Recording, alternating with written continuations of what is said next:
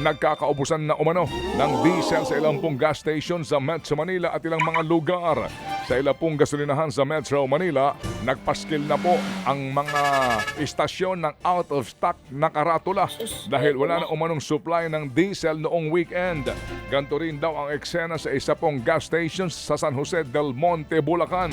Noong weekend, pumila po ang mga motorista sa mga gas stations para po makapagpakarga bago ipatupad po ang pinangangambahang big-time oil price increase simula bukas. Nagbabalak naman po ang grupong Piston ng Tigil Pasada sa katapusan po yan ng Marso. Sa gitna pa rin po yan ng krisis sa Middle East na nagtulak ng mataas na presyo ng langis. Ang giit nga po ng grupo, hindi sapat ang suportang iniaabot ng gobyerno sa gitna pa rin ng pagsirit ng presyo ng produktong petrolyo, lalo na kung wala rin daw balak na alisin ang excise tax at value-added tax o VAT sa langis. Dahil daw sa mga dagdag singil nitong mga nakaraang linggo, higit 40,000 piso na ang nawala sa sektor. Nakikipag-ugnayan po naman daw ang gobyerno sa mga kumpanya ng langis para tiyaking tuloy-tuloy daw ang pag-aalok ng diskwento sa petrolyo para sa mga motorista. Yan po sa gitna pa rin po ng krisis sa petrolyo, bunsod po ng problema sa gitnang silangan.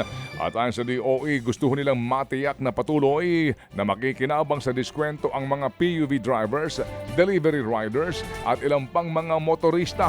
Regular din daw po na naglalabas ang DOE ng listahan ng mga gas stations na nagbibigay daw po ng discount at ang mga araw na maaari makakuha ng diskwento. Sa iba pang balita, may ilang shipping companies ang nagtaas na rin po ng pamasahe sa mga biyahe sa dagat dahil din daw sa pagtaas ng presyo ng langis na konektado po sa tensyon sa Middle East. Ayon sa Maritime Industry Authority o Marina, may mga operator na nagpatupad na nga po. Naku, eto na, nagpatupad ng fare hike nang hindi dumaan sa tamang proseso.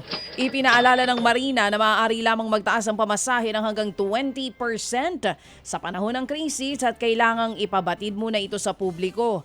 Kinakailangang ilathala ang bagong pamasahe ng 2 linggo bago po ito maipatupad, lalo na sa mga biyaheng saklaw ng iba't ibang rehiyon.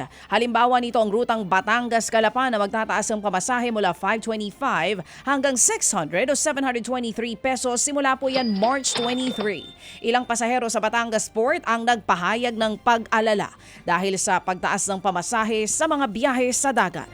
O sige, so mamaya magkakaalaman tayo dito sa isyong ito mga kapatid. Samantala po naman, posible na magtaas ulit ang interest rate ang Bangko Sentral ng Pilipinas kung sumampas sa $100 ang kada bariles po ng langis.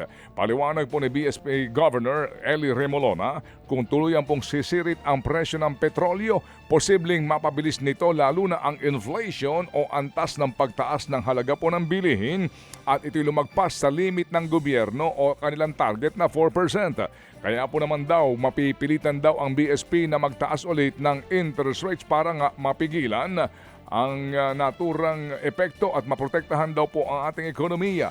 Noong Pebrero po'y tinabasa ng BSP ang benchmark rate nito na sa ngayon ay nasa 4.25 basis percent points. Samantala, nagbigay ng babalang isang grupo ng mga magsasaka sa posibleng pagtaas po ng presyo ng mga produktong agrikultura. Sa gitna pa rin po yan ng krisis na nangyayari ngayon sa Middle East.